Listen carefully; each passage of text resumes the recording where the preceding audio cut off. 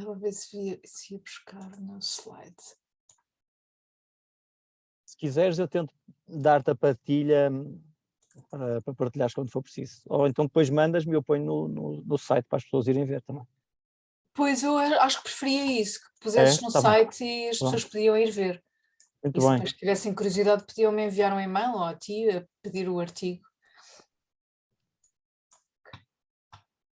Ok. Olá, meus amigos. Podem ligar o microfone, quem quiser. Estejam à vontade. Isto é só Olá, gente boas boa. noites. Olá, João Paulo, Augusto, a Daniel, Giancarlo. Olá, Giancarlo. Olá. Já não estás no autocarro, pá. Não, hoje não.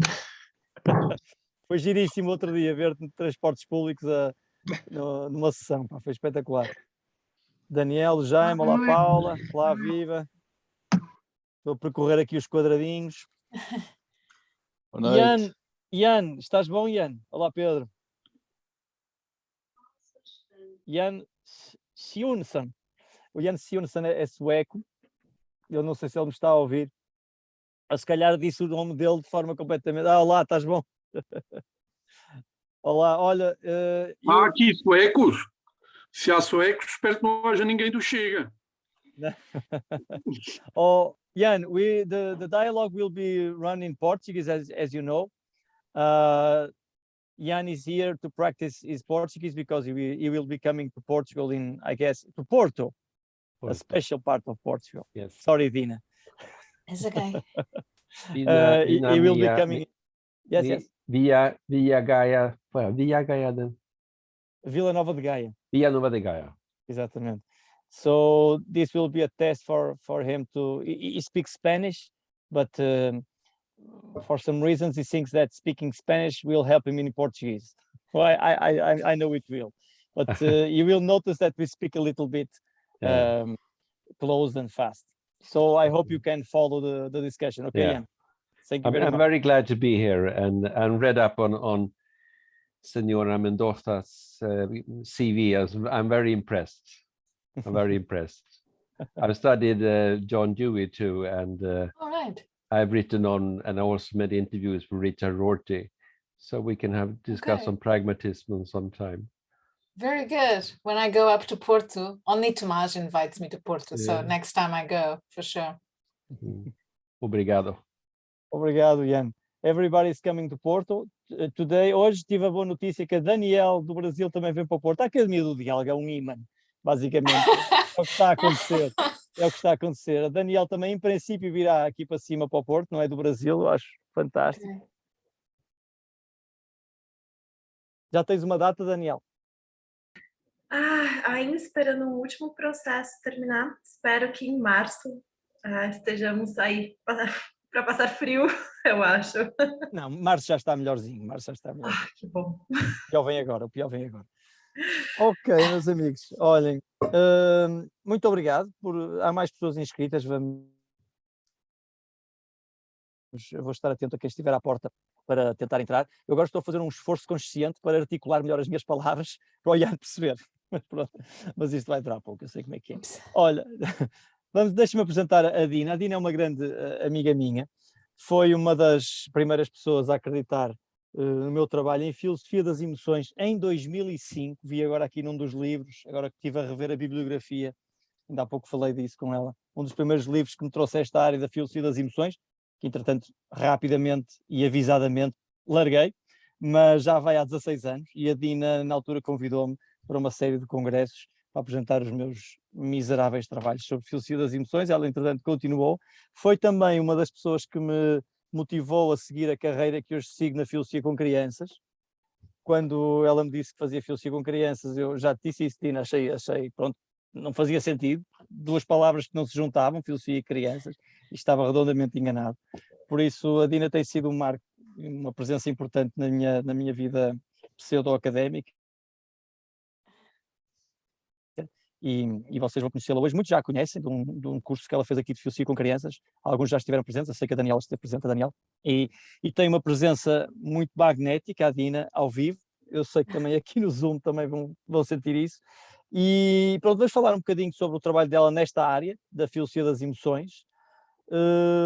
Como o Ian disse, ela tem um currículo impressionante, eu vou-me abster de o mencionar, se quiserem depois podem procurar. Mas, Dina, vais falar um bocadinho então de filosofia das emoções? Ok, sim, É. obrigada, Tomás, e obrigada pelo convite. É sempre bom ter os teus convites. Olha que já estou um bocadinho enferrujado nesta coisa das emoções, não das emoções, mas pelo menos do pensamento filosófico sobre as emoções. Há 15 anos que eu não pego nisto, mas vamos lá ver se mas o que interessa aqui é tentar aprofundar contigo algumas coisas interessantes e alguns pontos interessantes nesta área. Olha, Dina, podemos começar por aí então, não sei, tentar procurar uma definição, não digo essencialista, mas aproximada do que é uma emoção, para tentarmos limitar aqui o nosso campo de ação, não é? O que é que entendes, o que é que a filosofia entende por uma emoção? Pergunta horrível, o que é que a filosofia entende? O que é que se entende por emoção? Sim, na verdade, o problema começa logo por ser um problema de definição. Então, uma das coisas com que a filosofia se ocupa é com a definição, e há mais do que uma definição à disposição das pessoas. E, ok, vou apontar algumas das definições que são dadas, mas depois também vou tentar vender o meu próprio peixe. Então, algumas das definições dizem: as emoções são fenómenos psicológicos que nos movem para a ação e cuja marca principal é sentirmos alguma coisa. Então, por exemplo, perante uma situação de perigo, sentimos medo. Outras propostas dizem que as emoções são uma espécie de avaliações muito rápidas que nós fazemos sobre as coisas que confrontamos. Então, quando vemos uma situação de perigo, fazemos o seguinte juízo: a minha vida corre perigo, e sentimos medo. E ainda outras propostas são que as emoções são uma combinação de elementos mentais entre ideias, sensações, sentimentos que misturados fazem nascer isto que é uma emoção. E estas definições também são um bocadinho próximas umas das outras, mas depois o problema é que há uma espécie de, como é que eu dizer, como não são exatamente iguais, depois há discordâncias sobre porque é que umas emoções funcionam de uma certa maneira e outras não funcionam. Já vou tentar explicar melhor o que é que isto quer dizer, mas agora deixa-me tentar vender o meu peixe. Então, eu estudei o John Dewey e no final da minha tese de doutoramento, uma das coisas que eu fiz, inspirada pelo próprio modo como o John Dewey pensa, tentei finalizar a tese apontando futuro caminho de investigação. E tinha várias ideias, mas uma das ideias que eu lá tinha era: se o John Dewey tem razão, como a tese apontava, sobre a natureza da experiência, e se ele tem razão sobre como devemos entender esta coisa que é esta dinâmica entre mente e corpo, então é preciso rever a maneira como compreendemos as emoções. E é a partir daí que o meu trabalho começa. É uma espécie de brincadeira, brincar a fingir que sou o John Dewey. Se eu fosse o John Dewey, como é que eu pensava nas emoções? E ele até escreveu algumas coisas sobre as emoções, porque ele também viveu num período onde a psicologia e a filosofia estavam muito próximas uma da outra. Bem, seja como for, então a proposta é em vez de estarmos a tentar definir e depois avançar a partir daí, a partir de uma definição, é pensar nas emoções a partir das situações em que elas ocorrem, tentando captar o melhor que conseguimos a natureza dinâmica que as emoções têm.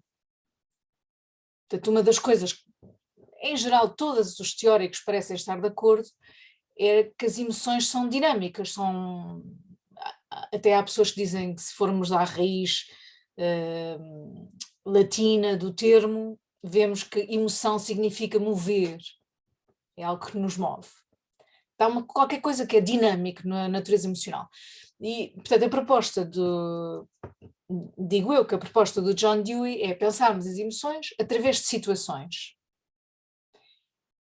E isso começou por ser uma proposta, bem, quando eu comecei, uma proposta inocente até, revelou que quando nós pensamos nas emoções a partir das situações, criamos distinções diferentes do que obtemos quando nos preocupamos primeiro em definir e depois em fazer uma espécie de teoria da emoção.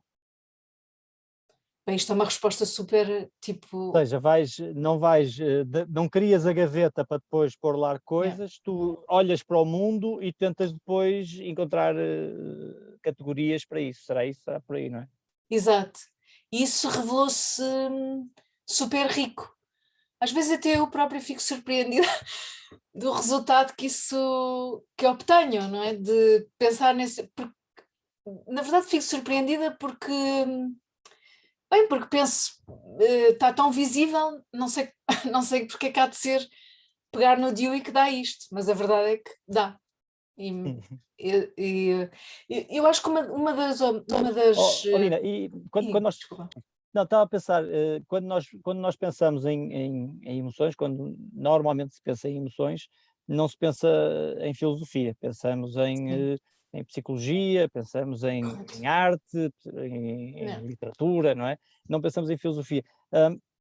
Além das definições, que será um trabalho tipicamente filosófico, definir alguma coisa, não é? O que é alguma coisa, mas o trabalho filosófico sobre as emoções funciona como ou onde? Ou então, porquê é que as emoções interessam à filosofia? Ou em que áreas da filosofia é que entram as emoções? São muitas perguntas aqui, mas basicamente qual é a ligação da filosofia às emoções?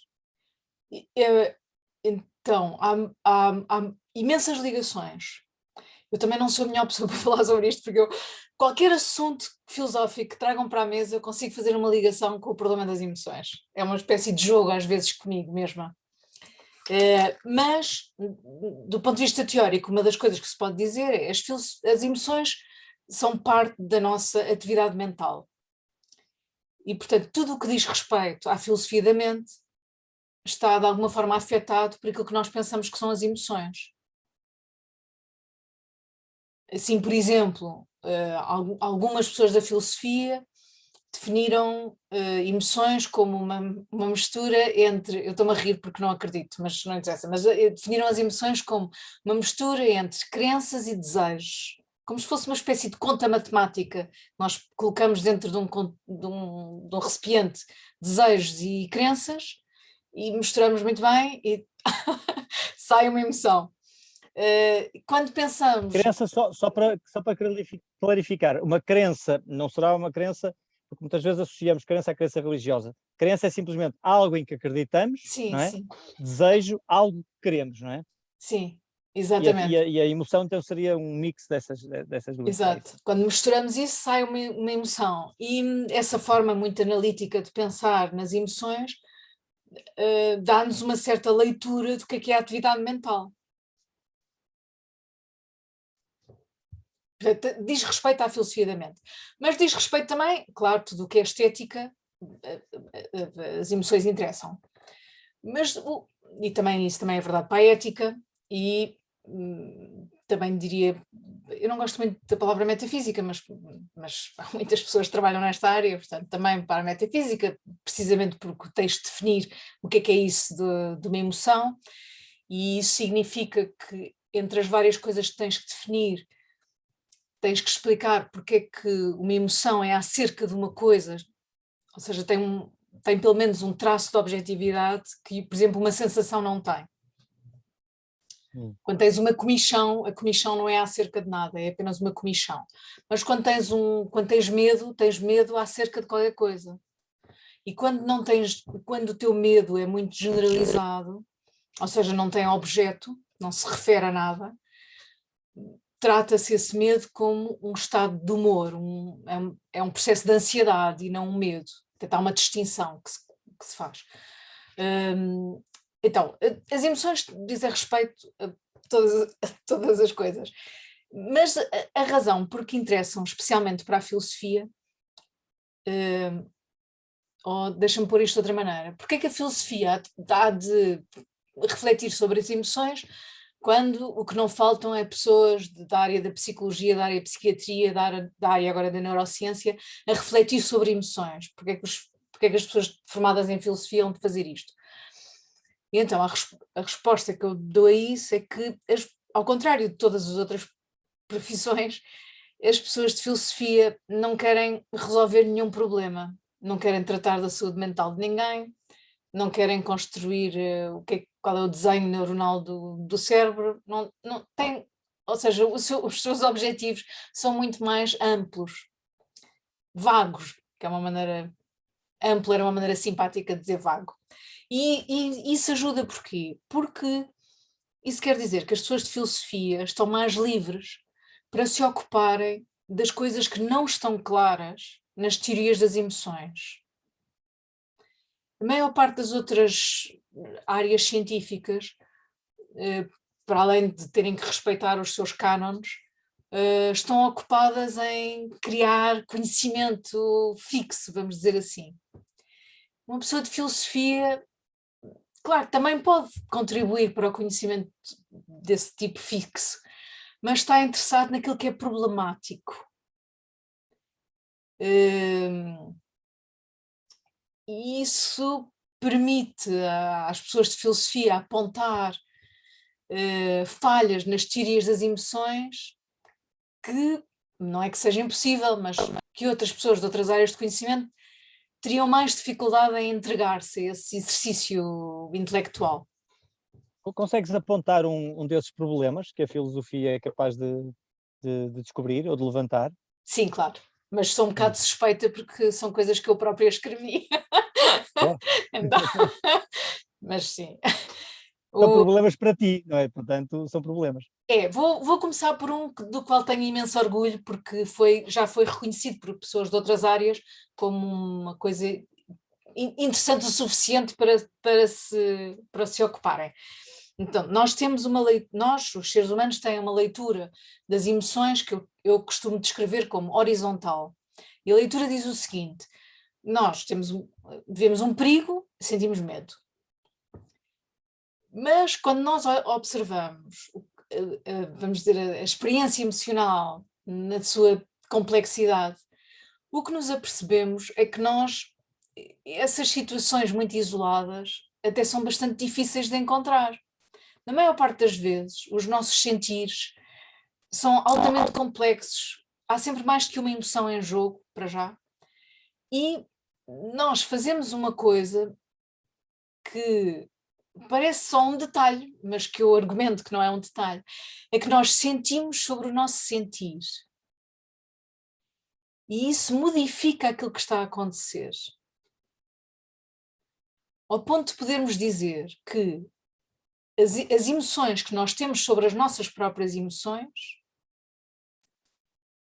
fazem com que um processo chamado horizontal possa ser diferente entre mim e ti, por exemplo, ou entre diferentes situações de perigo.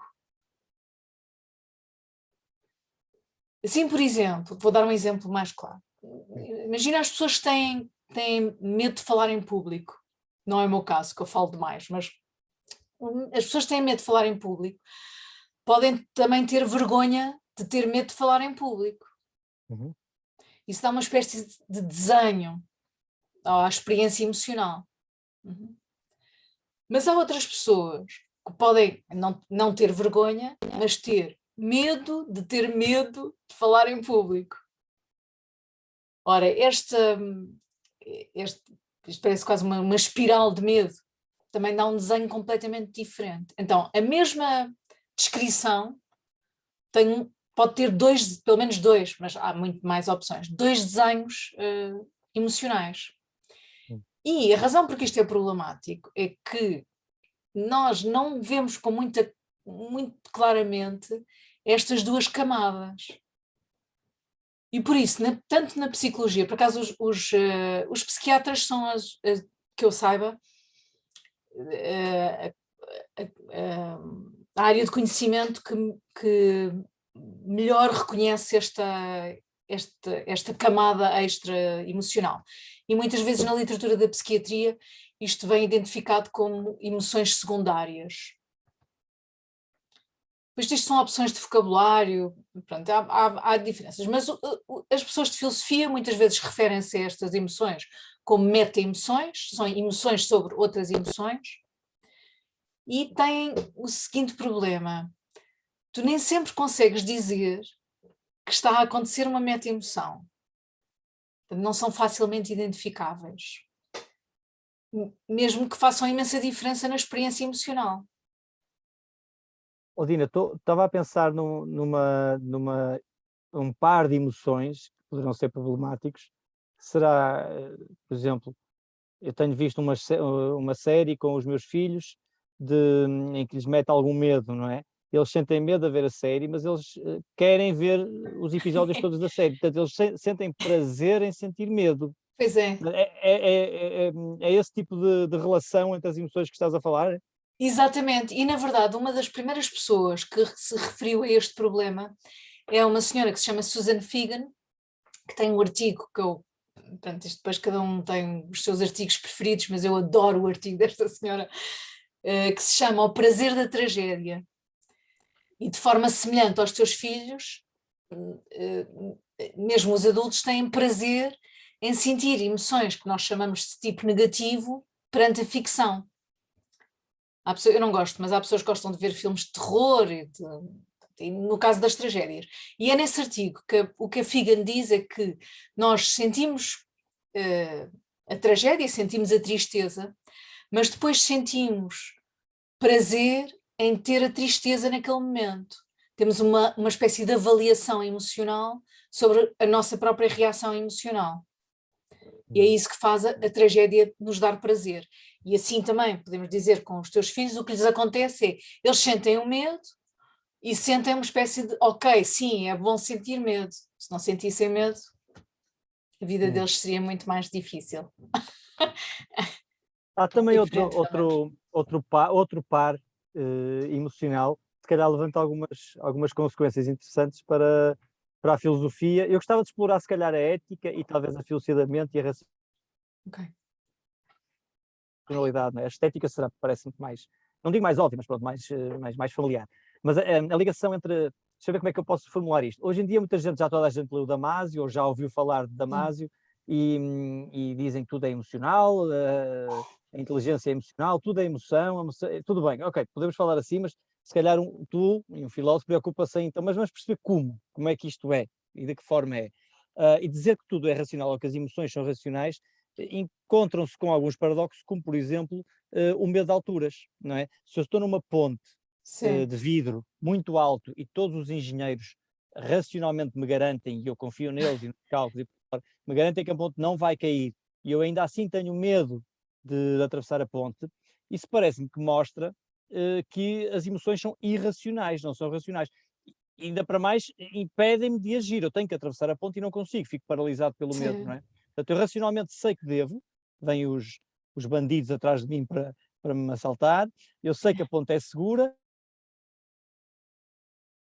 racionalmente tenho todos os motivos para passar, mas o medo não me deixa passar. Portanto, isso parece que coloca um entrave àquelas pessoas que acham que as emoções são racionais. Não sei o que é que achas sobre isto. Então, deixa-me cá começar por partes. Na verdade, uma das razões porque eu comecei este trabalho foi que eu regressei dos Estados Unidos, fiz uma proposta de pós-doutoramento, e havia vários assuntos para mim em cima da mesa, e pensei assim, o António Damasio é um herói nacional, isto pode ter algum interesse, haver uma pessoa de filosofia, mas eu nem sequer sabia o que é que me estava a meter, mas essa foi uma das razões. E o que acontece é que o trabalho do Damasio, ele não é o único, mas é entre... Portanto, há outros neurocientistas que também trabalharam estas questões, mas claro, o trabalho dele é brutalmente importante, e o que ele aponta é que a divisão entre razão e emoção não é tão óbvia como nós até então pensávamos. Ele não... há bocado estávamos a falar do Robert Solomon. O Robert Solomon, também a partir do trabalho do Sartre, também veio defender isso, que essa divisão é uma divisão injusta, vamos dizer. Mas isso não significa que de repente agora todas as emoções passaram a ser racionais. Aliás, o próprio Damasio é cauteloso desse ponto de vista. O que cauteloso no sentido da escrita dele, o que ele tenta mostrar é que parece muito claro que as emoções têm um papel nas tomadas de decisão. E que esse papel não é um papel de destruir a decisão razoável ou a decisão racional, mas que na falha dessa informação de tipo emocional, as pessoas que não a têm correm o risco de estarem a fazer escolhas que nós consideramos irracionais. Nós, os outros todos os seres humanos. E isso levanta o problema, que é, então, mas o que é que está a acontecer então nessa informação racional, já que, já vou ao teu exemplo da ponte, está bem? Mas nós, mesmo sem esse exemplo, nós sabemos que as emoções levam-nos a fazer coisas que nós, mesmo quando olhamos para trás, pensamos, não devia ter seguido aquela emoção, ou devia, a partir de uma certa altura, é melhor dormir sobre o assunto, não tomar logo a decisão a quente, como se costuma dizer, não é? Então, eu acho que o trabalho do António Damasio exige então, como dar uma leitura da racionalidade à luz destas novas descobertas. O desafio é esse. E uma das formas de ultrapassar esse problema é não tentar enfiar as emoções ou na área da racionalidade ou na área da irracionalidade. Ok. No entanto, eu até acho, e essa é mais uma razão para as pessoas de filosofia se ocuparem com isso, mas ninguém se vai ocupar com isso. Eu até acho que se deve ir mais longe e que na sequência de outros, uma espécie de caminho da filosofia, devemos continuar a reformular o que é que nós pensamos que é a racionalidade. Agora ainda não estamos capazes de fazer isso, mas gosto de pensar que um dia, espero ainda estar cá, que um dia vamos pensar na racionalidade e vamos poder identificar o que é que isto quer dizer de precisarmos desta informação emocional para tomar uma boa decisão. Neste momento não sabemos. Sabemos, por causa do trabalho do Damasio, que quando isto falha, as pessoas tomam decisões que nós consideramos irracionais. Ok, acho que esta parte já dito. Portanto, o primeiro é preciso haver uma espécie de reconstrução do que é isto que nós pensamos que é a racionalidade. Agora, a outra é, seja o que for que essa nova visão vai dar, vai ter que explicar não só porque é que acontecem esses fenómenos de nós, mesmo quando sabemos que não há perigo, continuarmos a sentir medo.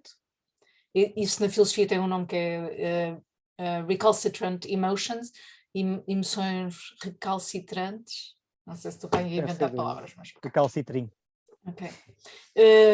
Vai ter que explicar isso, mas, mais importante, vamos ter que explicar porque é que na tradição filosófica existiu esta oposição. Ou seja, claro que podemos... Isto porque estou a assumir que não vamos ter a leitura de todos os outros que estavam errados antes de nós. Vamos ter que encontrar uma razoabilidade na oposição entre razão e emoção. Okay. Uma explicação muito de algibeira que eu encontro é que aquilo que disseste há pouco acerca das emoções que são voláteis, fluídas, em movimento, confusas, e isso se calhar afasta um bocadinho um tratamento filosófico que à partida se quer mais lógico, mais analítico das emoções, se calhar é demasiado estranho e por isso poderá afastar alguma da filosofia, alguma do trabalho de alguns filósofos que não se ocuparam tanto das emoções ou não a veem como essencial ao seu trabalho. Na história da filosofia eu lembro-me de Aristóteles, que falou de emoções, São Tomás de Aquino, vagamente sei que falou não sei bem o quê, Spinoza sim, serão central a questão das paixões e das emoções no seu sistema, não é? Kant também, sim, quando nos dizia que devemos afastar as emoções do juízo ético, portanto isso é tal ligação à ética que se calhar daqui a um bocado podemos percorrer, Na questão da racionalidade, o meu exemplo levou-nos para o lado negativo, não é? Que as emoções podem nos afastar da racionalidade, mas podemos pensar aqui em alguns exemplos. Eu tenho um que dou sempre e que é horrível. Às vezes olho para o carro que está à minha frente e por qualquer coisa que ele faz, que eu não sei explicar racionalmente o que é, mas percebo que é um mau condutor que está ali. Eu costumava dizer uma má condutora, mas deixei disso. Eu digo mau condutor. Boa. Um mau condutor que está ali. Sim? Porque há ali qualquer coisa, não sei, a forma como encarou a curva, ou como travou cedo demais, há ali qualquer coisa que eu não sei explicar bem o que é, mas sei, e não digo invariavelmente, mas muitas vezes acerta, é o mau condutor. Depois logo a seguir está a fazer a curva sem pôr o pisca, por exemplo. Ou seja, neste caso as emoções são racionais, não é? No sentido em que ajudaram a uma boa Sim, tomada de decisão. uma boa avaliação, não é? Faz uma boa avaliação. Sim, e por exemplo, há outro exemplo que também pode ser dado, mesmo nós temos uma sensação de confiança com certas pessoas, nós confiamos em certas pessoas, mas se tivermos de descrever porque é que confiamos nelas, ou ao invés de outras que não confiamos, temos imensa dificuldade em explicar. E não há dúvida que isto que eu chamo de informação emocional tem um papel aqui neste, tal como tu olhas para o condutor e consegues fazer essa avaliação, todos nós fazemos uma avaliação sobre se podemos ou não confiar em alguém, e não fazemos sempre bem essa avaliação, não sei se com o condutor fazes sempre bem, mas mesmo na confiança não fazemos sempre bem, mas isso não invalida que precisamos de fazer sempre essa avaliação, e ela tem por base uma espécie de informação emocional. Agora, espera aí, que agora eu perdi-me. O que é que estava em causa? Toda a racionalidade das emoções, não é? Eu já sei. Sobre isto, então, ocorrem-me duas coisas sobre esta descrição na história da filosofia. Então, há uma senhora que se chama Amalie Rorty. Eu agora uso imenso o trabalho dela. Uso porque é um trabalho muito interessante que ela fez e historicamente muito perspicaz, vamos chamar assim. Eu tenho uma certa admiração porque eu não sou muito boa a fazer trabalho histórico, então quando leio uma pessoa que apresenta um artigo de uma espécie de avaliação histórica super bem feito, fico mesmo com admiração. Esta senhora, Amalie Rorty, tem a seguinte leitura. Ela também trabalhou sobre emoções, não trabalhou só sobre emoções, mas também trabalhou sobre emoções, e uma das coisas que ela diz é que há uma constante reconstrução de como é que os filósofos entenderam a atividade mental. Assim que aparece um novo filósofo, ele vem dizer que todas as pessoas antes dele tiveram uma má concepção da mente, estavam enganados por qualquer razão e apresentam uma nova proposta. Ao apresentarem essa nova proposta, muitas vezes depois vão localizar as várias coisas, os desejos, as emoções, etc. O que é que acontece com as emoções? São uma espécie de terreno pantanoso que nunca encaixa muito bem. Felizmente, para a história da filosofia, há sempre imensas pessoas a escrever, e por isso há sempre um filósofo qualquer obscuro que nos ajuda a pensar melhor. Nunca ninguém leu, mas nós agora vamos defender que tem uma visão das emoções mais correta. Ou seja, a oferta filosófica da leitura das emoções é muito diversificada. E por isso o que a Amalie Rorty diz é que há sempre alguém na história da filosofia a quem nós podemos recorrer para defender uma certa visão do que é a emoção. Mas o que é mais interessante do que ela diz é que isso é possível porque as emoções é como se fossem mesmo uma espécie de terreno pantanoso, é o terreno onde se vê o que é obscuro. E a razão por que estou a chamar a Amalie Rorty e esta leitura que ela faz da história da filosofia é que isto não é assim muito simpático dizer, mas vou dizer, é que a própria história da filosofia não nos ajuda a lidar com as emoções. Nós não podemos não ter a história da filosofia, ou seja, temos estes utensílios todos, Mas se só pensarmos historicamente, ou seja, por exemplo, imagina que fazíamos uma espécie de soma, Platão, Aristóteles, Santo Agostinho, São Tomás de Aquino, Kant, por aí, chegávamos ao fim e os nossos utensílios filosóficos que nos são dados historicamente não nos permitem pensar nas emoções, por exemplo, à luz daquilo que o Damásio diz. Embora o Damásio ele vai recorrer a Spinoza, mas só vai recorrer a Spinoza. E até se poderia argumentar que o que ele dá é uma leitura muito próxima da leitura do William James sobre o que é que são as emoções. Uma consciência sobre um estado corporal, não é? Algo assim, não é? É. Sim, ok, já lá vou. Bem, isto tudo para dizer que uma das razões porque é interessante estudar as emoções não é só porque as pessoas de filosofia podem oferecer qualquer coisa às outras áreas de conhecimento, como por exemplo apontar áreas opacas que não foram trabalhadas, como esta que acabei de dizer, que há camadas emocionais, já vou dizer outra só para não ficar, há mais coisas, mas pelo menos esta, é que além disso as emoções são uma espécie de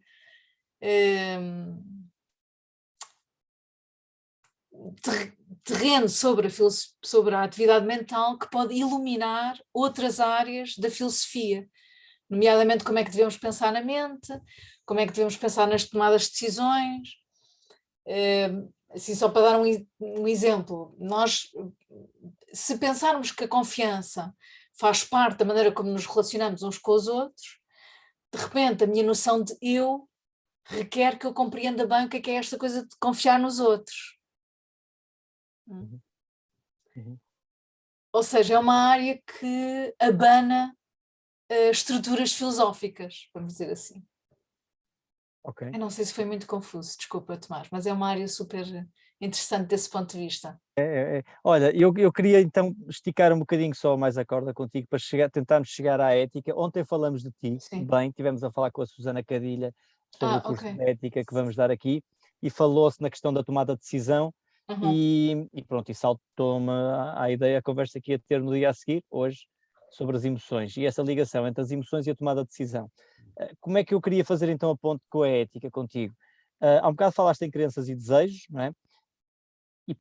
Pode não ser líquido isto, mas pelo menos em relação às minhas crenças, aquilo que eu acredito, e em relação àquilo que eu desejo, eu tenho algum controlo. Eu vou estudar mais um bocadinho, vou ver as minhas fontes, vou se calhar desejar um bocadinho menos. Pronto, em relação e as crenças e desejos estão na tomada de decisão, são presentes nas nossas tomadas de decisão.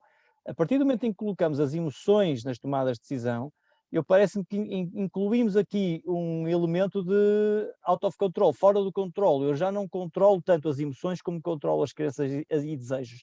Assumindo isto, por suposto, não temos que assumir, mas assumindo isto, a consequência será de que as minhas tomadas de decisões em termos éticos, em termos de responsabilidade, ficam coartadas ou diminuídas a partir do momento em que eu coloco aqui a variável emoções. Porque se eu não controlo as emoções, as minhas emoções, ou tenho um controle menor do que seria desejável, ou menor pelo menos em relação às crenças e aos desejos, a minha responsabilidade, a jusante, não é, depois, será também menor.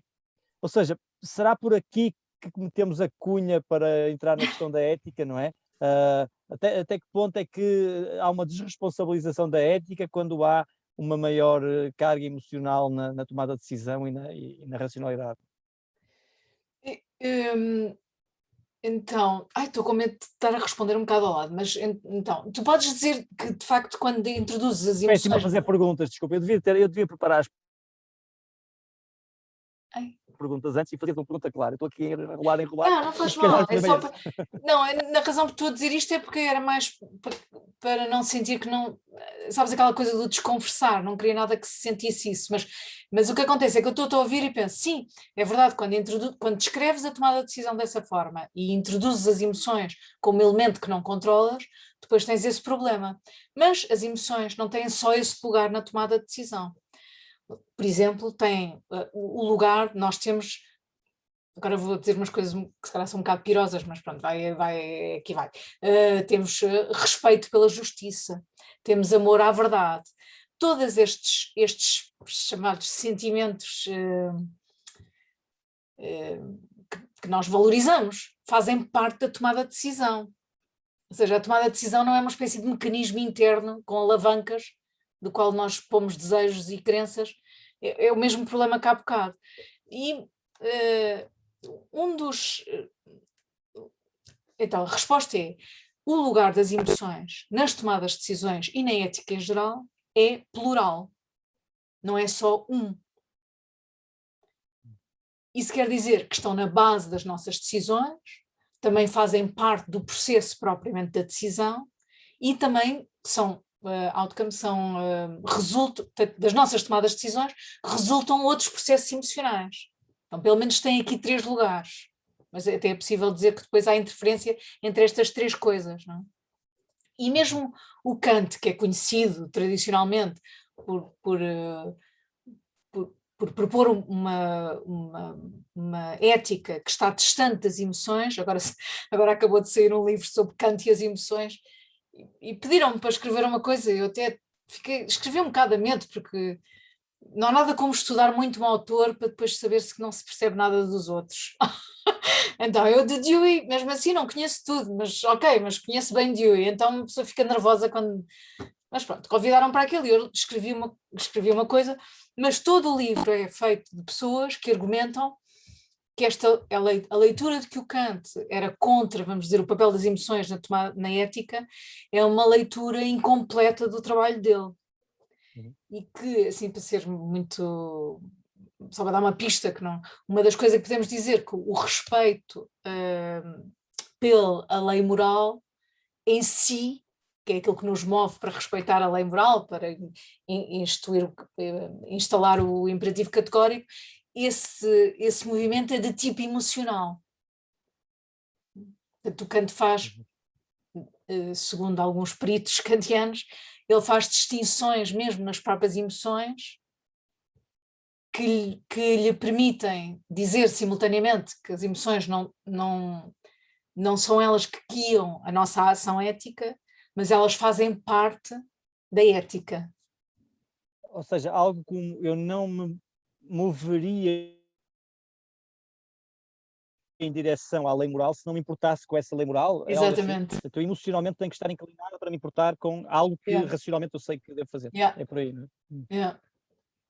Ou seja, então alguém que fosse um deserto emocional, não é? Alguém que não sentisse qualquer emoção, mas conhecesse o imperativo categórico, não queria, pronto, a lei moral kantiana, a lei que racionalmente nos diz como devemos agir, não é? Alguém que conhecesse esse algoritmo racional para agir, se não tivesse um substrato emocional qualquer, nem sequer o faria, não é? Sim. E podes pensar que, como é que se chamam aquelas pessoas que cometem crimes horríveis?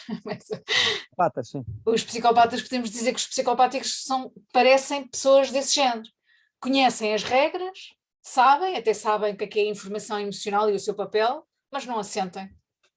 Vamos dizer, eles não são todos bandidos e criminosos, mas parece haver um traço destas pessoas, da maneira como elas se mexem na ação com os outros.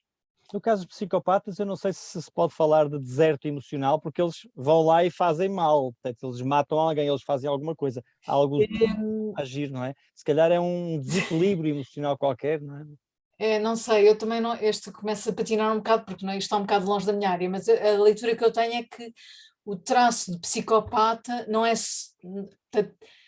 só o traço do criminoso psicopata. Ou seja, que há pessoas que são, vamos dizer, funcionais, socialmente funcionais, mas que podem ser descritos como psicopatas, têm uma experiência e uma ausência de experiência emocional que os permite estar classificados desta maneira. Okay. Mas isto começa... um dos problemas às vezes de trabalhar nesta área é que é uma área muito fronteira, então muito rapidamente uma pessoa começa a resvalar ou para a psicologia, ou para a psiquiatria, ou para a neurociência é mais difícil só porque eles têm a mesma área científica, que o acesso é mais difícil. E isso às vezes dificulta um bocado o trabalho da pessoa de filosofia e até confunde um bocado o que é que as pessoas de filosofia estão a fazer. Só para, mais uma vez, a Amélie Rorty, esta senhora, diz uma coisa que eu acho super divertida, porque isto foi escrito já há muito tempo, que eu não me lembro, mas é um princípio, há décadas pelo menos, e ela diz assim: os filósofos estão sempre naquela esperança que os dados empíricos vão resolver as questões. Mas o que acontece é que os próprios dados empíricos são também aquilo que nós chamamos de theory laden, ou seja, eles próprios estão baseados em certos compromissos filosóficos. Então eles de facto não resolvem nada. Então é uma embrulhada esta área. É muito bem. É bombons e chocolates para as pessoas de filosofia. Maravilha. Olha, deixa-me, nós agora costumamos abrir o microfone, aliás, ele já Ok. está aberto, as pessoas é que nos respeitam e Ok. deixam-nos estar aqui a falar. Quem quiser já sabe, agora é só abrir o microfone e poderá colocar alguma questão ou algum comentário ao que foi dito aqui, portanto estejam à vontade, ok?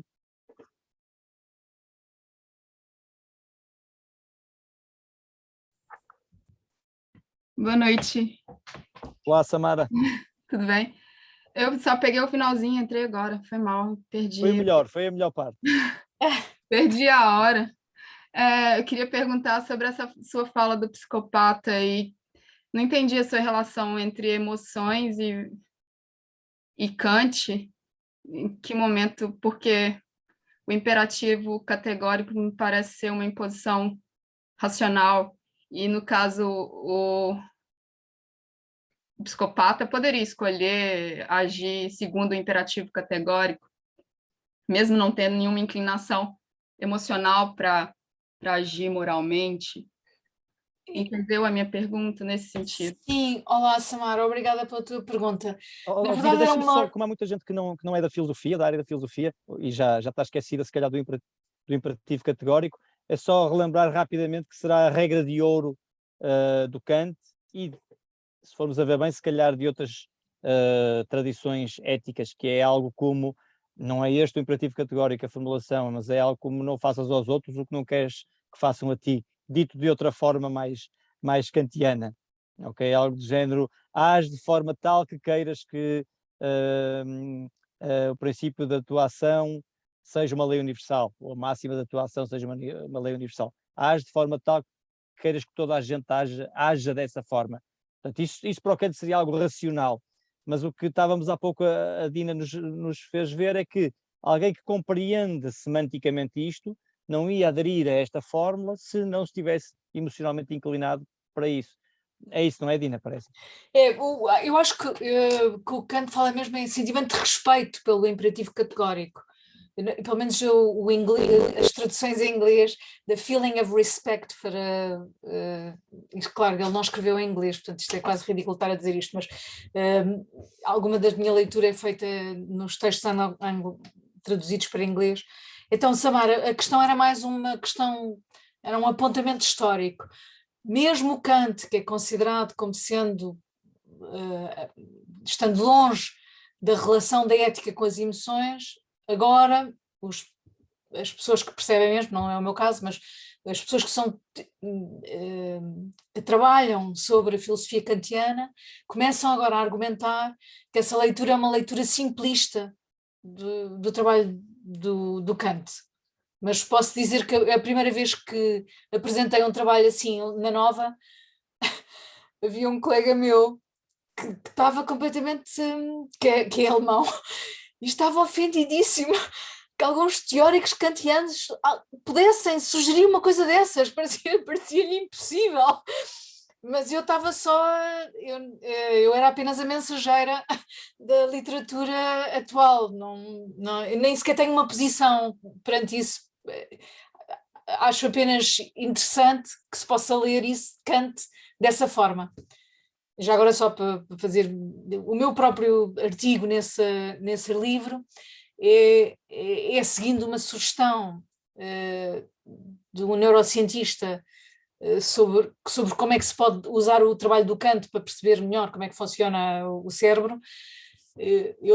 Eu sugiro que podemos pensar nas formas do entendimento kantiano como formas que se vão autorregulando, vão-se afinando para formatar as sensações, e que essa afinação é uma afinação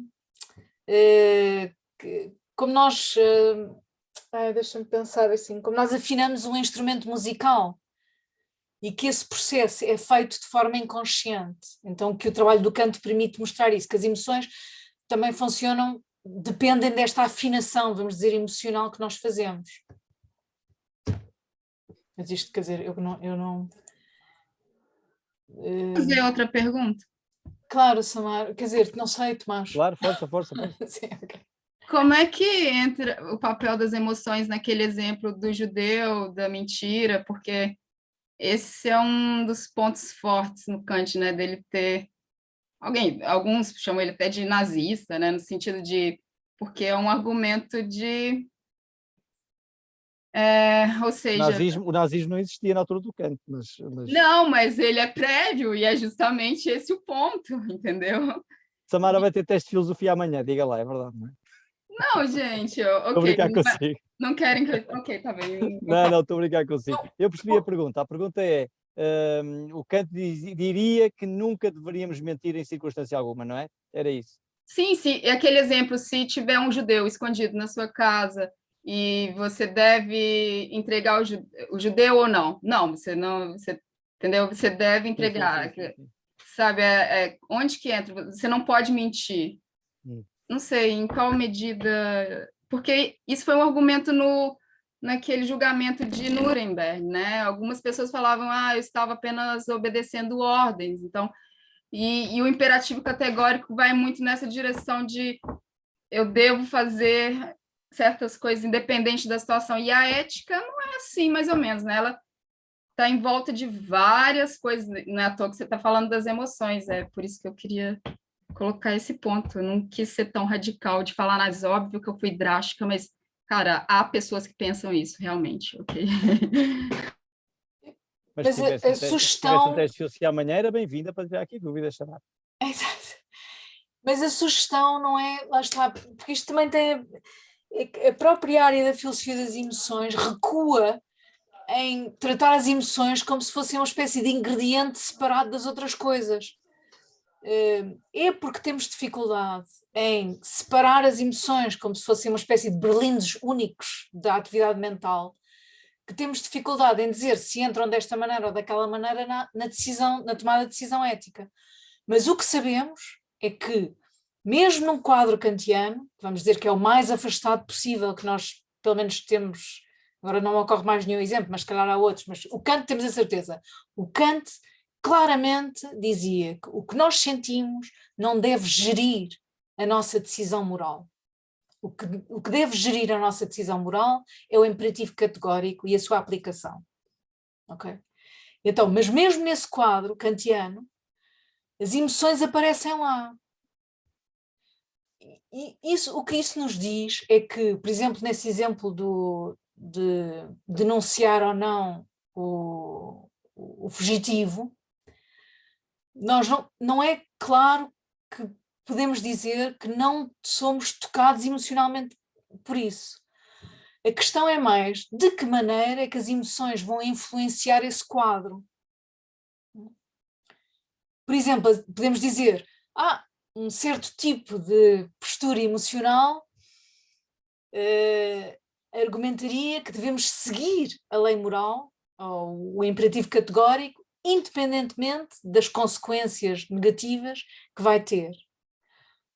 Mas outra postura seria dizer assim, faz parte desse quadro ético pensar que as emoções nos obrigam, estou a inventar, mas nos obrigam a usar a nossa inteligência para, não mentindo, não denunciar.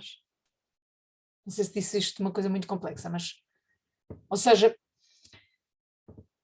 não há emoções, não há um saco de emoções onde vamos lá buscar o amor, o respeito, as emoções não funcionam assim. É que às vezes, desculpa, Tomás, eu às vezes tenho uma dificuldade em não misturar o meu próprio trabalho e as minhas próprias convicções naquilo que estou a dizer. Então, isto é só para dizer, podemos observar que mesmo, já cansámos o Otávio, desculpa, Otávio.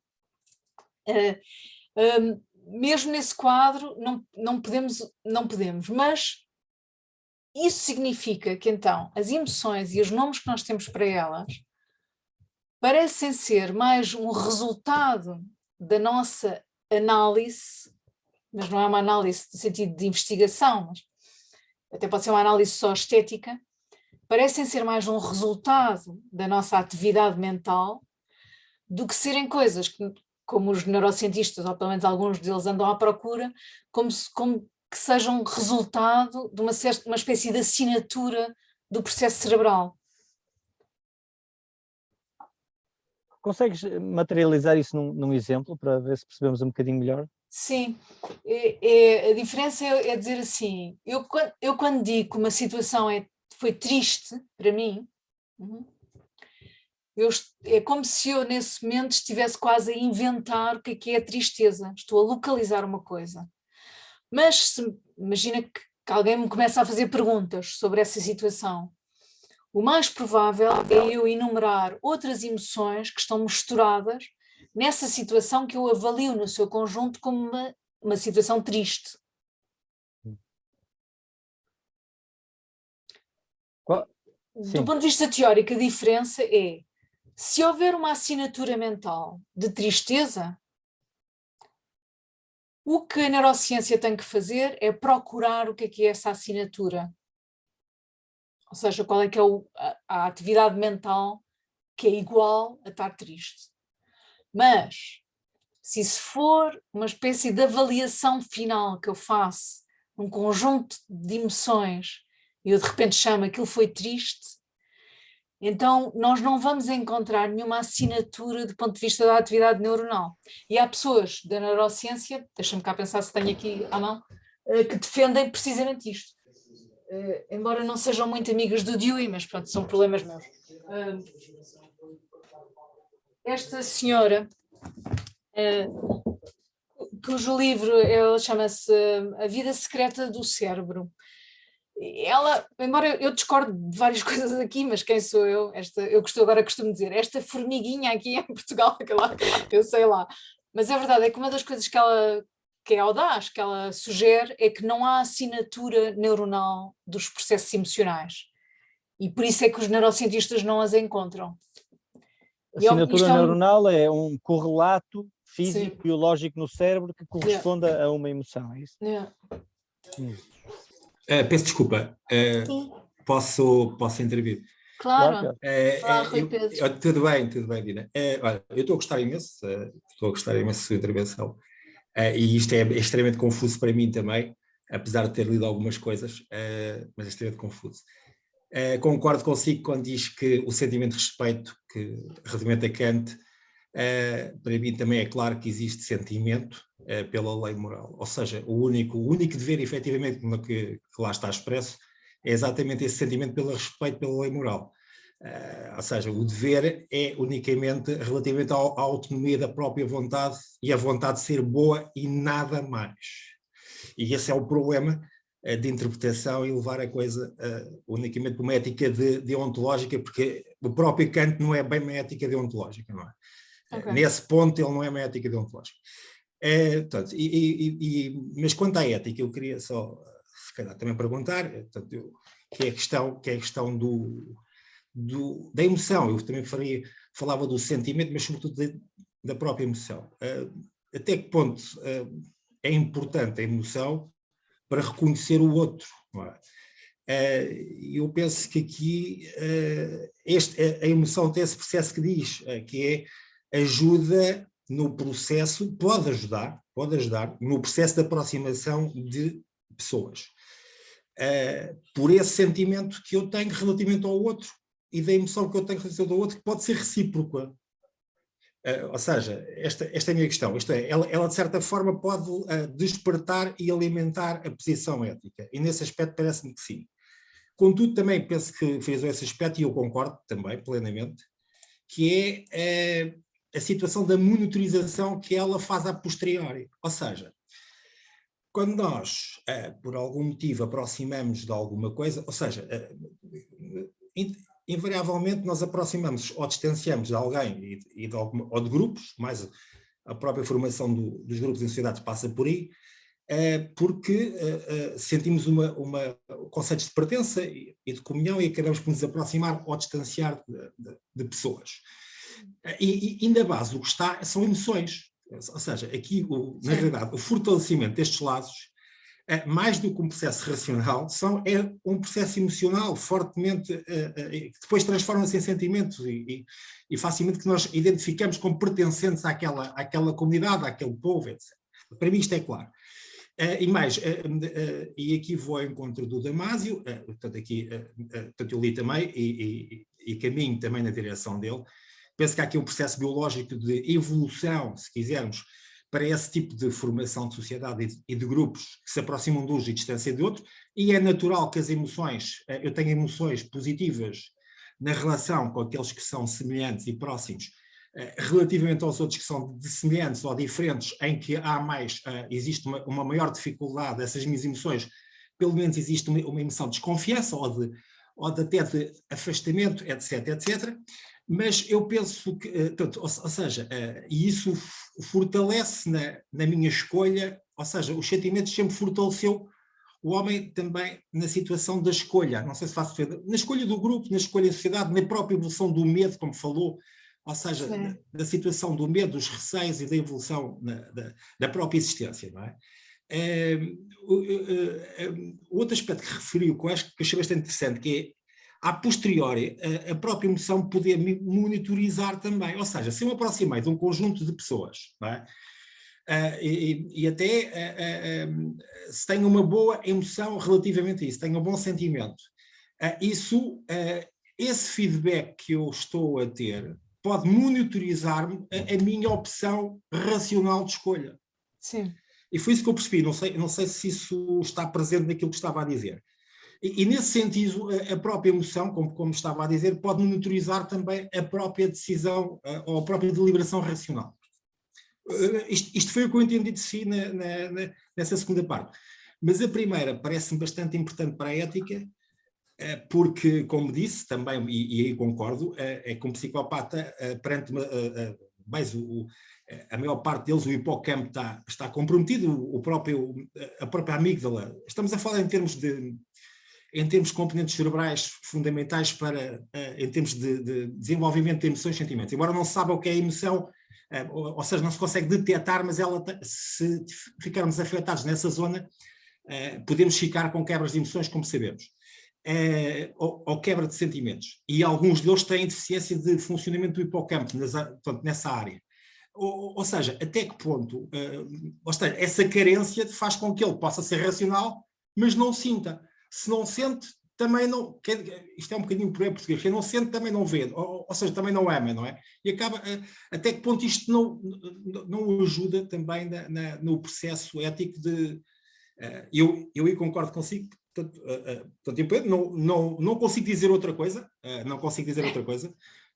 e vou em concordância consigo, não sei se aquilo que eu acabei de dizer se está em concordância absoluta, mas foi isto mais ou menos que eu percebi de si e agradeço que esclareceu-me algumas, pelo menos foi neste caminho que eu retirei da sua aula.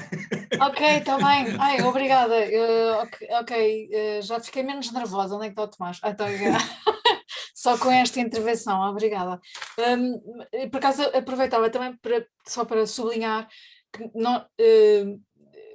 estávamos um bocado focados na questão da ética das emoções com a tomada de decisão, mas o outro aspecto importante é este aspecto da empatia e da sintonia que nós temos em comunidade com os outros, que o Rui Pedro acabou de sublinhar, e só para reforçar isso. Mas aproveitava esta deixa para apontar uma outra coisa, que lá está, também estou aqui a vender mais peixe da minha pessoa, mas uma outra distinção que aparece pouco na literatura, e que é a diferença entre as emoções superficiais e as emoções profundas. E isso faz toda a diferença, porque, desculpem, deixem-me dar 2 passos atrás. Uma das primeiras pessoas, pelo menos na contemporaneidade, que marca este lugar, vamos dizer, ambivalente das emoções na ética, é este senhor que se chama Peter Goldie, que infelizmente já não está connosco. E então o que o Peter Goldie diz é que, precisamente por causa deste problema das emoções, por um lado, serem a garantia de uma certa racionalidade, pelo menos como o trabalho do Damasio mostra, mas ao mesmo tempo parecerem também ser focos de irracionalidade. Então elas têm um lugar ambivalente. Desculpem que eu estou muito cansada e agora perdi-me no meu próprio pensamento. Ambivalente. Já sei. Dina, desculpa lá, mas não acha que a racionalidade tem que estar acompanhada, ou seja, ela tem que estar acompanhada de uma dose de racionalidade, ou estou a ver mal a coisa? Ou seja, as emoções, se forem acompanhadas da dose de racionalidade, na sua dose, na proporção correta, possivelmente é benéfica. É isso que eu estou a tentar, se calhar... Isso, não tenho opinião sobre isso. Posso dizer o seguinte, assim que começamos a dizer que tem que vir com a dose correta, temos depois o problema acrescido de ter que definir o que é a dose correta. Sim, claro. E então, normalmente a minha posição é dizer, seja o que for que vai acontecer daqui a, não sei, 50 anos, o que nós vamos ter é uma definição de racionalidade que vai ser reinventada à luz daquilo que se vai descobrir sobre o modo como as emoções fazem parte desse processo que nós chamamos racional. Esta é a minha aposta, mas é uma aposta, quer dizer, vaga o suficiente para a probabilidade de eu ter razão ser bastante larga, que é um bocado batota de pessoa de filosofia, mas a ideia é dizer o seguinte, que se por um lado nós reconhecemos que as emoções fazem parte, vamos dizer, na dose adequada, seja o que for que isso significa, também temos que dizer que elas também fazem parte dos processos que nós chamamos irracionais. E seja qual for a leitura que nós vamos dar em última análise, vai ter que justificar porque que tem essa posição ambivalente. E o Peter Goldie, uma das coisas que ele fez foi mostrar que havia mesmo essa ambivalência, que nenhuma filosofia da emoção, segundo ele, se pode desculpar de não enfrentar essa ambivalência. Sim, eu imagino. Eu estou a imaginar o Rui, amor. Rui, sim, mas tens que ser breve, porque há mais pessoas que querem ali levantar. Dina, eu estou a lembrar do amor. O amor. A emoção de amor que nós temos por um filho. Não é? Depois temos que ali ponderar temos que ali... Ou seja, de certa forma, este amor depois tem que ser, de certa forma, eu não diria maniatado, mas pelo menos ali uma dosagem de racionalidade para que isto consiga um equilíbrio desse amor. Não sei se me faço perceber. Para que não caia nessa irracionalidade. Eu também não sei a dose certa, não faço a mínima, mas não pode ser totalmente... Senão nós até falamos de está cego, né? Que alguém que está verdadeiramente apaixonado, olha, coitadinho, está cego, não vê nada, está louco, não é? Eu percebo isso. Pois, isto agora, o amor, é que o problema do... Eu, às vezes, dou uma cadeira de filosofia das emoções, e uma das coisas que eu tento mostrar aos alunos, um bocado para responder a esta diferença entre a psicologia, a filosofia e a psiquiatria, eu tento mostrar aos alunos, às pessoas que tiram o curso, às vezes até já tive alunos que eram de psiquiatria, do qual tenho... são os alunos muito simpáticos porque... Como é que eu ia dizer? São super exigentes eu já estou a falar já. A Paula deles tem uma coisa, é uma das únicas coisas que tenho escritas em português sobre este assunto, precisamente para mostrar que há uma diferença de trabalho de filosofia. Mas então um dos exercícios que eu tento fazer é mostrar uma espécie de opacidade que há na nossa própria descrição do que é que são as emoções. E uma das formas que eu tento mostrar isso é peço aos alunos, às pessoas que estão na cadeira, na disciplina, para selecionarem um exemplo de uma emoção que elas pensam que é uma emoção e depois a partir daí que definam o que é a emoção. E depois partilhamos. O que nos acontece é o exemplo de emoção que nós selecionamos, cada um que escreve, orienta a definição. E, portanto, as pessoas que, por exemplo, usam o exemplo do medo, têm um certo tipo de definição, muito mais fisiológica. Mas as pessoas, por exemplo, que vão buscar um exemplo como o do amor, têm uma descrição muito mais complexa do que é o processo emocional, com várias componentes. Então, o que acontece? Isto e por isso é que o Damásio, por exemplo, faz uma coisa que é uma divisão, uma espécie de taxonomia entre o que ele chama de sentimentos, emoções e sentires. Acho que é assim a expressão em português.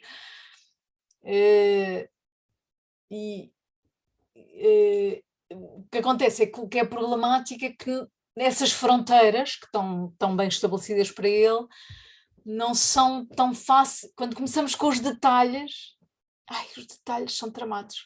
Começamos a não conseguir ver muito bem onde é que colocamos. Bem, uma grande conversa para dizer. O exemplo do amor é um exemplo ainda mais dentro da área pantanosa que é a filosofia das emoções, é um dos exemplos mais pantanosos. Porque, por um lado, parece nomear uma emoção, claramente, mas por outro, o amor é, para ser bem, eu hoje estou, é aquele amor que arde sem se ver, ou seja, nós nem temos uma definição da própria experiência emocional. Reconhecemos que essa experiência emocional não pode ser agarrada por palavras, não é? Dina, isso não é muito bom para pôr naqueles quadros, o amor é. Não é nada bom. Pois não. Olha, estamos aqui com 3 pessoas de braço no ar. Vamos começar pelas senhoras primeiro, está bem? Laurinda? Boa noite a todos. Antes de mais, está a ser muito interessante, mesmo no meio do pântano. Eu não sei se é uma pergunta assim, um pouco, sei lá, superficial, parva. Que ligação entre a filosofia e a inteligência emocional? Entretanto, essa era a minha pergunta e, entretanto, não sei se respondeu, se não conseguiu responder. Muito obrigada. Obrigado, Laurinda. Inteligência emocional, pois, isto são aqueles momentos em que fico um bocado nervosa. Porque... Boa, Laurinda, já viu o que é que fez a minha convidada? Exato. Falou em inteligência e emoção e eu... Sim, claro. A descrição daquilo que se chama inteligência emocional é uma descrição da área da psicologia e é uma descrição altamente condicionada por expectativas sociais e culturais. Isso em si não é problemático, mas claro que há sempre este problema. Eu sinto-me sempre um bocado culpada, porque as pessoas de filosofia são umas snobs, na verdade, mas a verdade é que a definição filosófica de inteligência não se mistura com essa descrição sociológica da inteligência. Então, quando se pensa na lógica, por exemplo, das emoções, do ponto de vista filosófico, há uma parte que tem a ver com essa lógica que se encontra na inteligência. Agora já perdi a Laurinda, que os ecrãs estão sempre a mudar. Está ali. Ok, obrigada, Laurinda. Há uma parte que é comum, mas aquilo que é desafiante e que talvez eventualmente possa ser medido, não sei se é possível medir ou não, mas as pessoas de psicologia estão ocupadas em medir isto. As pessoas de filosofia, felizmente, para todos nós, para mim pelo menos, não estão ocupadas em medir. Não é isso que lhes interessa. O que lhes interessa é apanhar uma descrição que seja rigorosa o suficiente para estar a dizer qualquer coisa, mas que encontre uma espécie de ponto fixo dentro do terreno pantanoso. Assim, por exemplo, agora vou dar um exemplo, uma coisa que não. Os psicólogos, nessa inteligência emocional, terão dificuldade em medir o que é uma emoção superficial versus uma emoção profunda. A culpa não é deles. Eles têm dificuldade em medir porque as emoções não vêm com etiquetas.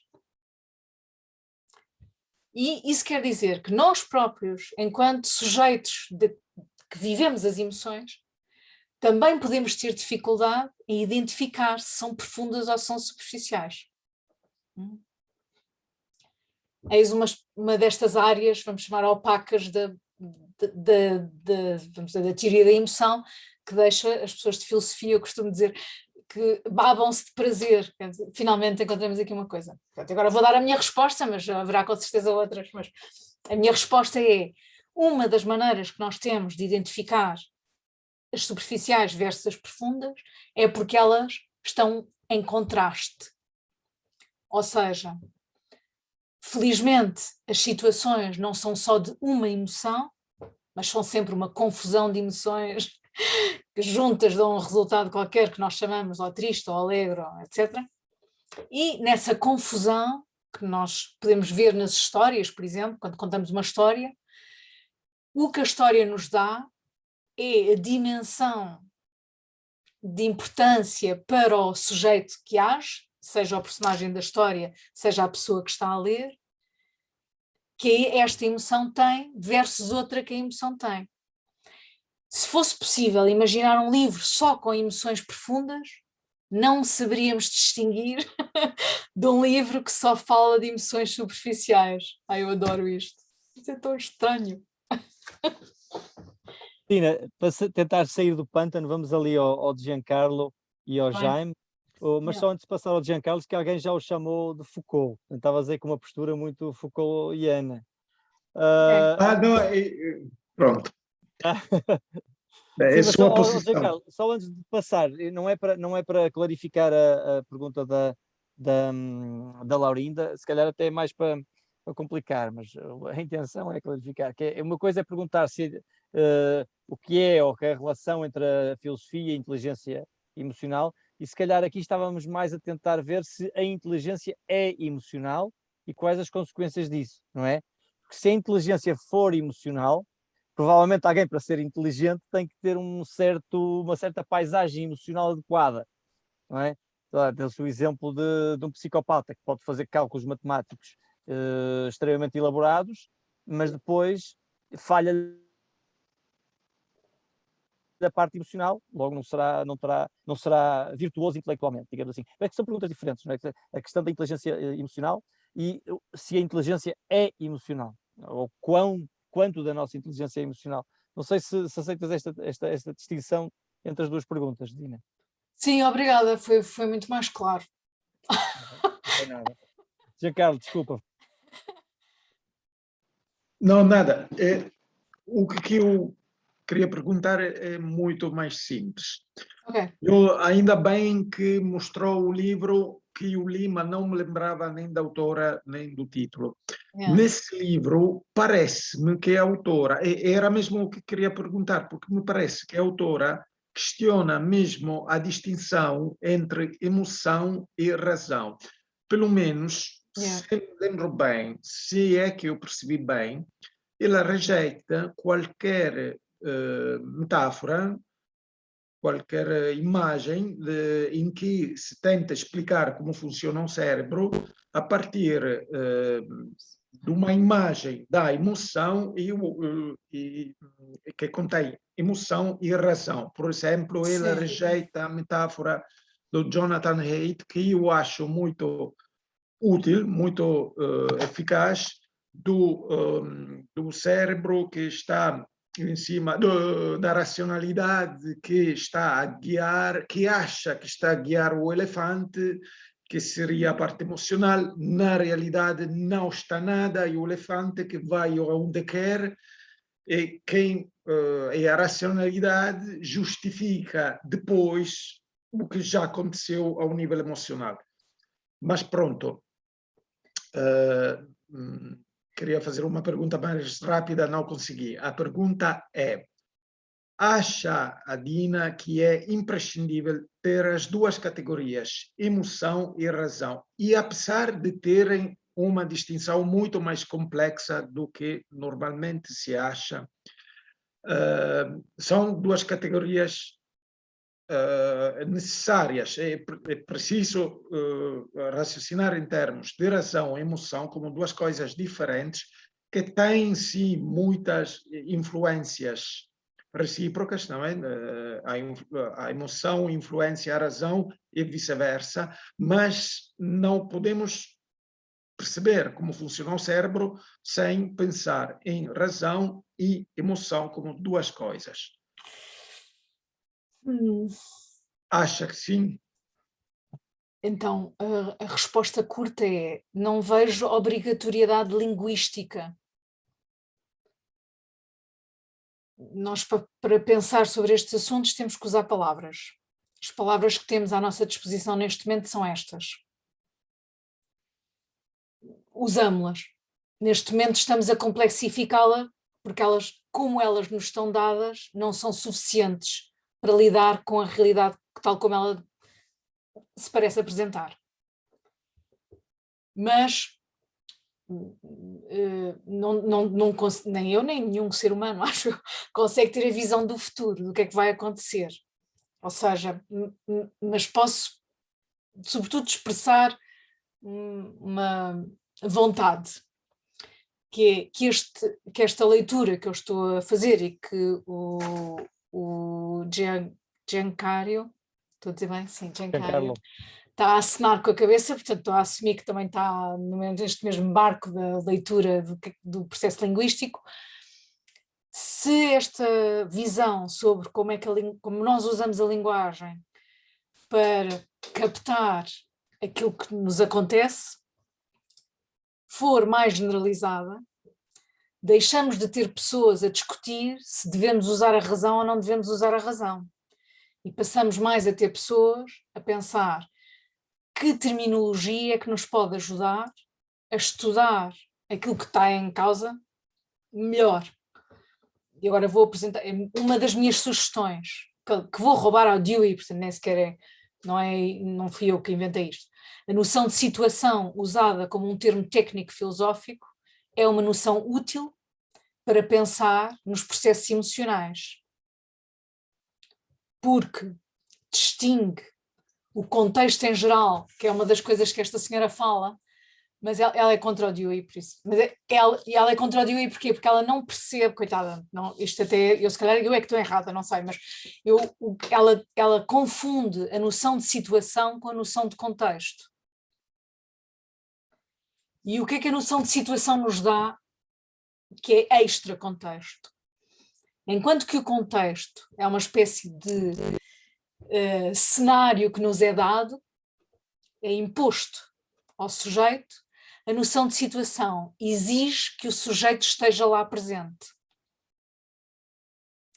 Do ponto de vista filosófico isso é bastante importante, porque afasta a leitura do que é que são as emoções como berlindes, como eu há bocado estava a dizer, passam a requerer o sujeito, mas isso também quer dizer que o processo mental, nós até podemos chamar, há um processo mental de tipo racional que desenha a situação.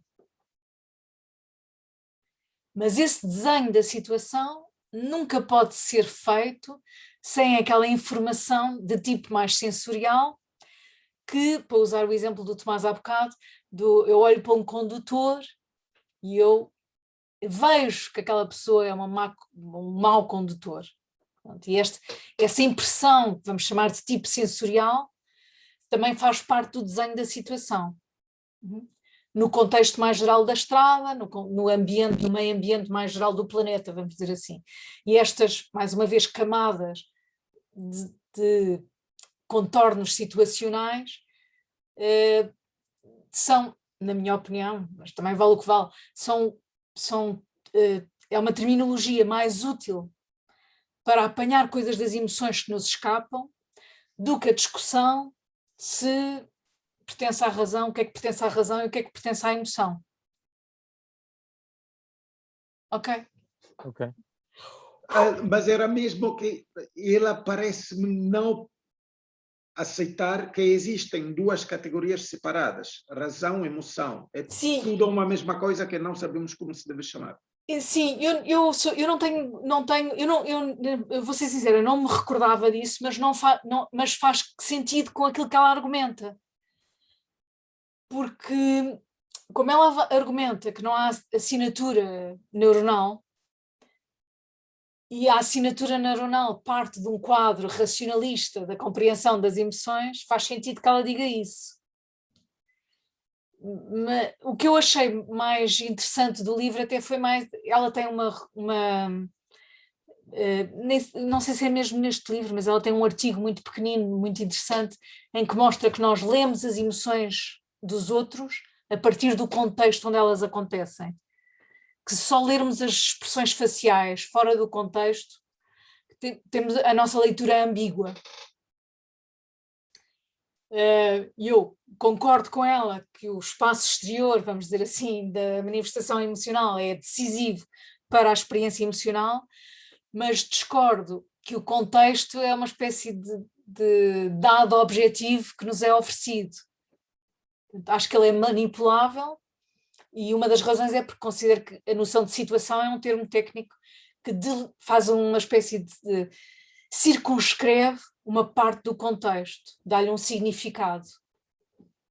Isso é bastante importante, não só nas emoções, mas noutras coisas também. Muito bem, Okay, Aldina, mas eu acho que obrigada vamos pela conseguir pergunta. terminar a hora mais ou menos combinada, pouco depois das 10h30. Deixa-me passar só ao Jaime. Já ao Ruben, não sei, deixa ver, se o Jaime prometer ser curto, se calhar ainda consegues falar. Força Jaime. Então, boa noite a todos. Olá, Dina, também foi um prazer ouvi-la durante esta hora e meia. Eu só queria colocar algumas questões que são um pouco diferentes do que a Dina aqui falou. Independentemente dos conceitos que aqui colocou, da dicotomia que já foi colocada aqui entre emoções e razão, de uma perspectiva até mais geneticista ou mais empirista daquilo que são as diferentes correntes sobre as emoções, eu ia introduzir uma variável que me interessava mais, que era a questão da liberdade. Ou seja, uma liberdade que é também ela problematizada, por exemplo, pelo Sartre ou pela Hannah Arendt, estou-me a lembrar de dois filósofos, e a mim interessava que a Dina falasse um bocadinho até que ponto é que sendo nós racionais e tendo nós aquela meta-análise que falou relativamente às várias camadas de emoções, como é que depois isso se conjuga com esta variável de que a liberdade depois parece que destrói tudo isso, não é?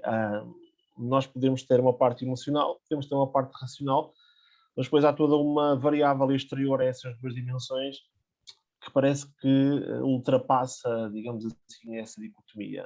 E foi um bocadinho isso, e ultrapassa, obviamente, aquilo que é, ou está a influenciar aquilo que é a tomada de decisão que aqui a Dina falou.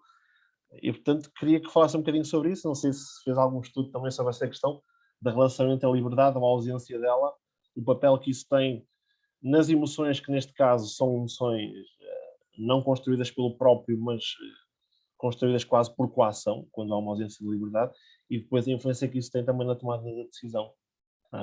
Era mais isso. Ok, como estamos muito perto da hora, não é? Porque já nos transformámos todos em abóboras, vou ser um bocado curta a responder, espero não ser densa demais. Então, eu assumo que a liberdade existe. Tá? Portanto, parte disso como um pressuposto. E isso significa que as emoções, às vezes, condicionam o nosso estado de liberdade e, noutras vezes, são aquilo que nos permite ser livres. Ou seja, as emoções têm, às vezes, por acaso tenho uma coisa escrita sobre isto, e posso partilhar depois, mas às vezes funcionam como causas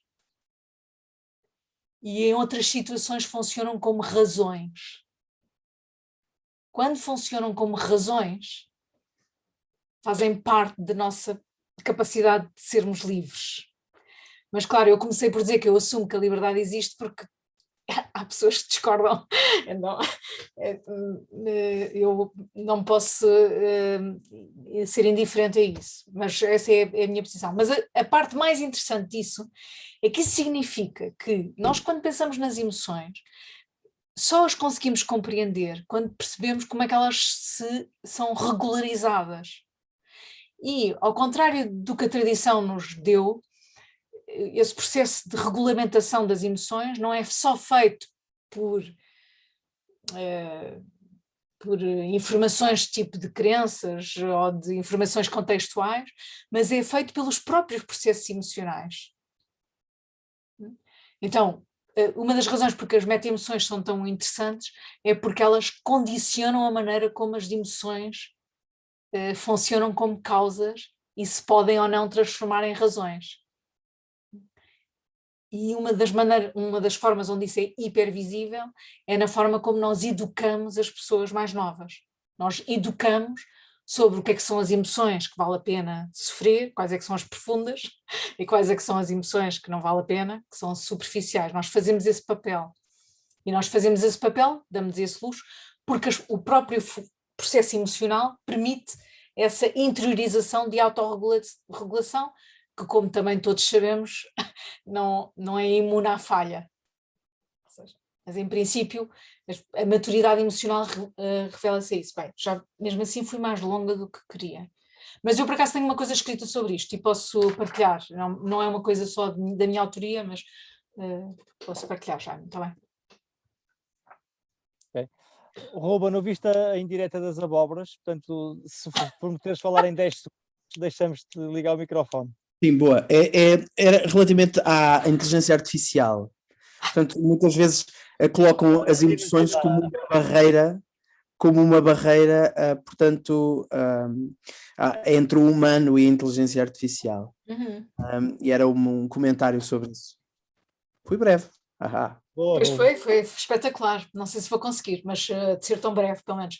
Mas eu assim, a primeira reação que tenho é porque não está claro para nós, os outros, todas as pessoas que trabalham, que agora são imensas pessoas que trabalham as emoções, às vezes é até um bocado cansativo, uma pessoa respira e saíram mais não sei quantos mil artigos, e que não dá para ler todos, porque não é possível humanamente. É porque nós ainda estamos confusos sobre a natureza emocional, que a inteligência artificial encontra esse obstáculo gigantesco. Então, a maior parte da inteligência artificial funciona ainda nesse registro de razão versus emoção. E mesmo quando quando se ultrapassam alguns dos, agora não sei como lhe de chamar, mas alguns dos pressupostos que estão ligados a essa distinção, como por exemplo a distinção mente-corpo. Há pessoas que dizem que o corpo tem uma inteligência, pensa, tem memória, funciona de uma certa maneira. Mesmo aí a inteligência artificial não consegue captar este mundo emocional.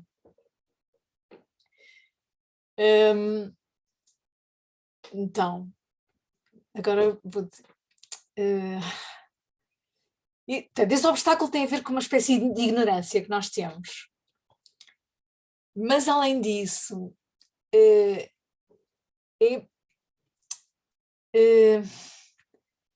há uma parte desta vivacidade emocional que tem precisamente a ver com estar vivo. Então, no dia em que a inteligência artificial captar esta, vamos lhe chamar, sensação de estar vivo, estar-se-á mais perto da inteligência artificial vencer esse obstáculo. Convém estar vivo.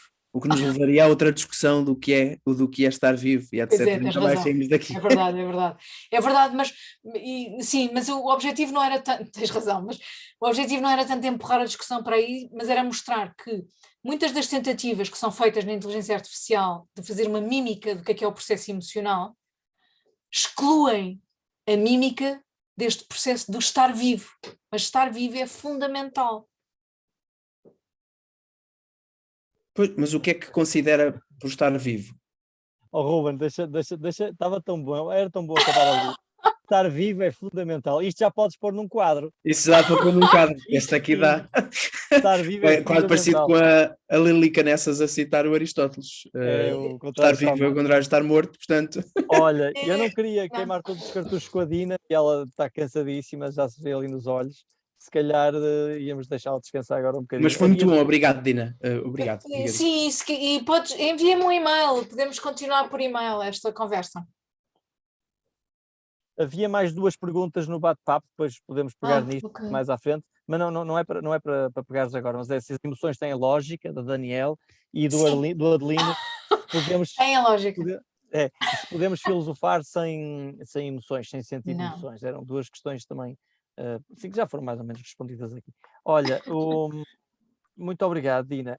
Foi ótimo. Partilha o que puderes partilhar comigo, que eu depois ponho na página. Todas as pessoas que estão aqui entraram ou podem ir aceder à página do Diálogo e tem lá já alguns podcasts que eu pus e algumas coisas, e o que entretanto quiseres também enviar para clarificar um bocadinho mais esta questão, agradeço-te imenso e agradecemos-te imenso. Ok? Eu é que agradeço, sim. Obrigada sempre, Tomás, e a todos os outros por esta conversa. Obrigado. Só lembrar que amanhã temos o Pensamento Crítico, começa amanhã o curso, e de hoje a 8, o Café Filosófico sobre o bem e o mal. Ok? Conseguimos fazer uma ponte qualquer com as emoções, seguramente. Quer para o pensamento crítico, quer para o bem e o mal. Dina, beijinho grande. Um beijinho. Obrigada. Agora vou deixar descansar aqui uns tempos, chatei-te outra vez para vir cá falar sobre outra coisa. Está bem combinado. Está bem combinado. Beijinho, obrigado a todos. Grande abraço. Obrigado. Deus, boa noite. Boa noite, obrigado.